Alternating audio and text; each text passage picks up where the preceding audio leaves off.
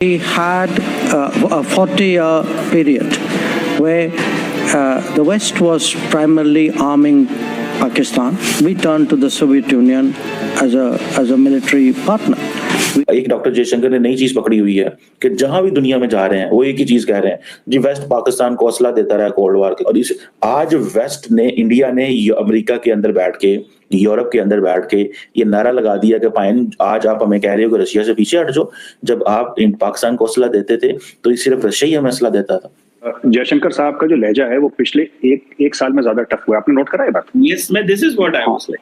हाँ चीमा साहब, ऐसा है ना कि भारत को एक चीज रियलाइज हो गई, और कई बार आपकी शो में मैं कह चुका हूं कि सबको अपनी लड़ाई लड़नी है। पाकिस्तान को अपनी लड़ाई लड़नी है, भारत को अपनी लड़ाई लड़नी है। कोई किसी का सगा नहीं है, कोई किसी के साथ नहीं आता। और इंडिया की फॉरेन जो पॉलिसी है उनकी ये है कि वो जब भी कोई बात करते हैं या जो भी कल्चर अपनाते हैं वो अपने कल्चर को पहले मद्देनजर रख के बात करते हैं, और वो जब चाहे जिसको चाहे स्टॉप कॉल दे सकते हैं, क्योंकि उनकी पॉलिसी बेहतरीन और बहुत अच्छी है। Yes, growing diplomatic influence, exactly. ये भी मैं समझती हूँ कि जो डिप्लोमेटिक इन्फ्लुएंस है इंडिया का वो भी बहुत जबरदस्त है, और आई थिंक ये जो है इंडिया को आगे ले जाने में इसने बहुत अहम किरदार, जैसी डिप्लोमेसी वो उन्होंने चली है, भारत चलता है, जैसी डिप्लोमेटिक पॉलिसीज उसकी हैं, बहुत कम आपको कंट्रीज की जो है इस तरीके से नजर आती हैं। हर country like India which is 1.4 billion people, there is one man who talks for India is doctor Jaishankar.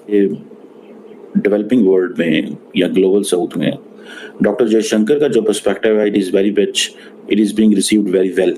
लोग हैं जो फॉरेन पॉलिसी, इंटरनेशनल रिलेशंस जो मोदी जी के लिए डील करते हैं, और दोनों से बड़े खतरनाक हैं।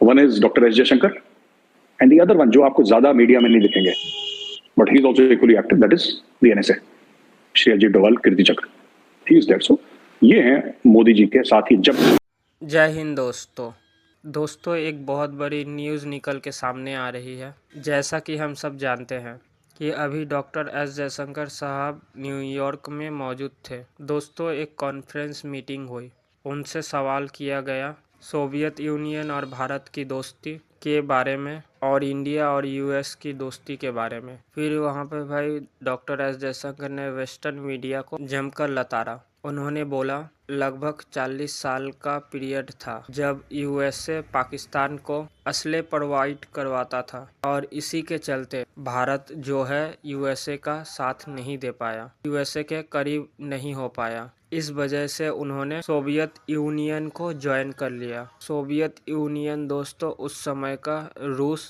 कहा जा सकता है। दोस्तों, ऐसा कि हम जानते हैं कि रूस और भारत की दोस्ती कितनी मजबूत है, वो भाई बहुत ही पुराने समय की चली आ रही है। 1971 के वॉर में जिस तरीके से रूस ने भारत की मदद करी, तब से ये दोस्ती के परचम लहरा रहे हैं, और आज तक भाई भारत और रशिया की एक डॉक्टर जयशंकर ने नई चीज पकड़ी हुई है कि जहां भी दुनिया में जा रहे हैं वो एक ही चीज कह रहे हैं जी, वेस्ट पाकिस्तान को असला देता रहा कोल्ड वॉर के। क्या असला देता रहा भाई? कितना को देता रहा? वो जितना असला पाकिस्तान को मिलता रहा वो इंडिया को भी मिलता रहा। आप अमेरिकन का सारा टाइम देख ले, वो एक ही चीज कह रहे थे, जो हम आपको दे रहे हैं हम उनको भी दे रहे हैं, क्योंकि ये सारे के सारे। और इस आज वेस्ट ने, इंडिया ने अमेरिका के अंदर बैठ के, यूरोप के अंदर बैठ के ये नारा लगा दिया कि पाइन आज आप हमें कह रहे हो कि रशिया से पीछे हट जाओ। जब आप पाकिस्तान को असला देते थे तो सिर्फ रशिया ही हमें असला देता था। मेरा नहीं ख्याल कि ये बात फैक्चुअली करेक्ट है।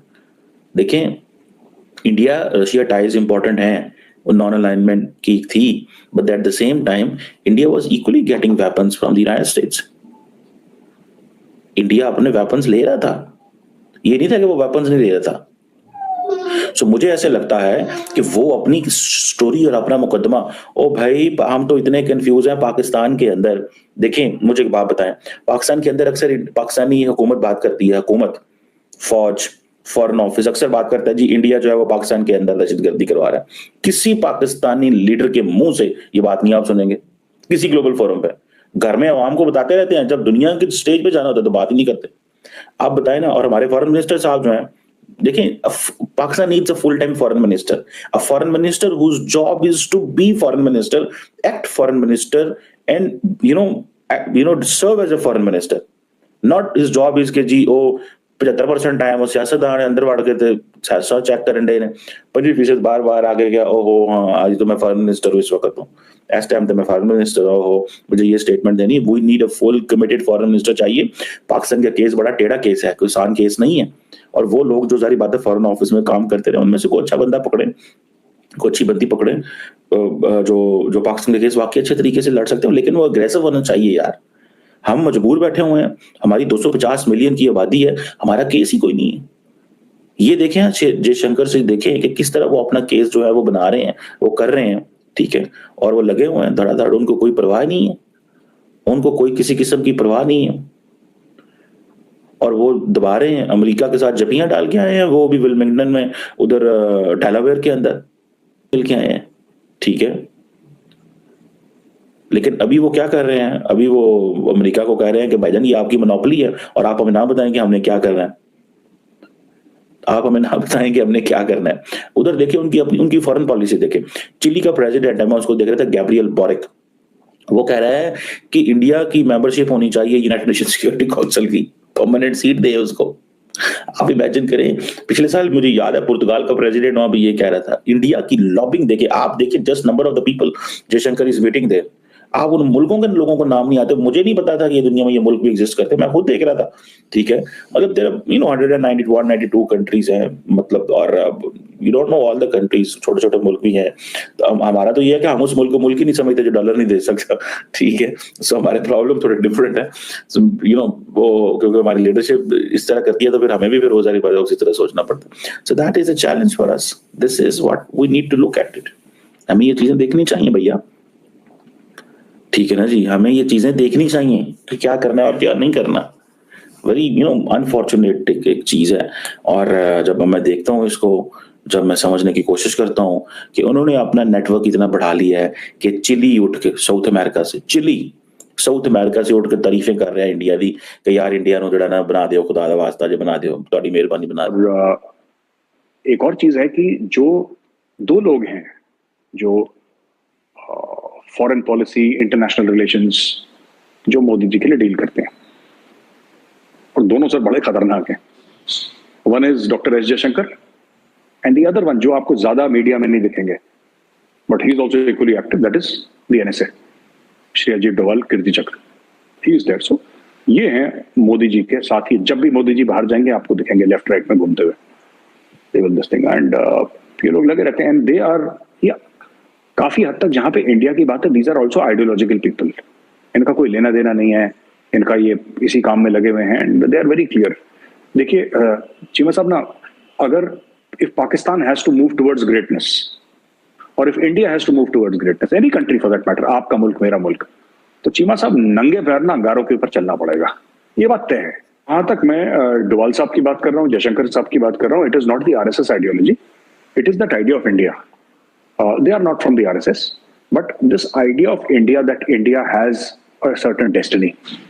भारत का एक मुकद्दर है, भारत की एक डेस्टिनी है, भारत को एक रोल प्ले करना है वर्ल्ड अफेयर्स में। That is their ideology and they very strongly believe it.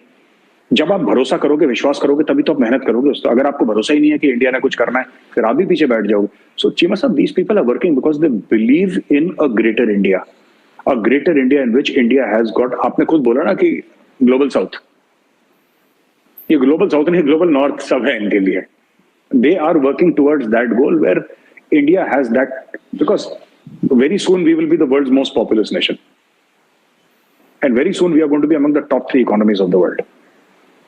तो इंडिया ने तो अपने, जयशंकर साहब ने तो बोला था कि आपका जो यूनाइटेड नेशन सिक्योरिटी काउंसिल है, this is incomplete without India. इसकी वैल्यू क्या है बिना इंडिया के? आप क्या कर रहे हो बिना इंडिया के? ये बोला है, this is what India believes in. दोस्तों, इंडिया के फॉरेन पॉलिसी में डॉक्टर जयशंकर साहब का, एनएसए अजीत डोभाल साहब का, इनका भाई बहुत ही बड़ा योगदान है। हम देखते हैं कि किस तरीके से बड़े बड़े मंच में जयशंकर साहब इंडिया को डिफेंड करते हैं। हमने कई बार देखा, कोई भी अगर भारत के खिलाफ क्वेश्चन करता है तो वेस्टर्न मीडिया में दोस्तों ज़्यादातर चूल होती है कि भारत के खिलाफ बात करने की कोशिश करते हैं, पर डॉक्टर जयशंकर साहब उन्हें उन्हीं के भाषा में जवाब देते हैं, मतलब उनकी बोलती बंद कर देते हैं अपने जवाबों से। ये बहुत बड़ी बात होती है दोस्तों। किसी भी फॉरेन मिनिस्टर के के अंदर ऐसी क्वालिटीज़ होनी ज़रूरी है, वो अपने देश का स्टैंड रख सके बाहर दूसरी कंट्री में जाकर। दोस्तों, अब इससे आप अंदाज़ा लगा सकते हैं, यूएसए के अंदर जाकर यूएसए को लताड़ दिया। इससे पता चलता है ना कि भारत में कितना दम है, इंडिया के फॉरेन मिनिस्टर के अंदर दम है। ये दोस्तों बहुत बड़ी बात होती है। डिप्लोमेसी, फॉरेन पॉलिसी, इनमें भाई किसी भी कंट्री के फॉरेन मिनिस्टर का बहुत ही बड़ा योगदान होता है। अब पाकिस्तान की ही बात कर लेते हैं। पाकिस्तान में तो कोई फॉरेन मिनिस्टर है नहीं, ना वहाँ पे कोई डिप्लोमेसी संभालता है, ना कोई फॉरेन पॉलिसी संभालता है। उसके नतीजे हम सब जानते हैं कि किस तरीके की उनकी फॉरेन पॉलिसी है और किस तरीके की उनकी डिप्लोमेसी है। दुनिया में इनके जो मिनिस्टर है शहबाज शरीफ, वही दुनिया भर में चक्कर लगाते रहते हैं। चक्कर तो लगाते ही हैं, साथ में भीख मांगते रहते हैं। यही फर्क है भारत पाकिस्तान में। एक तरफ भारत है जो सुपर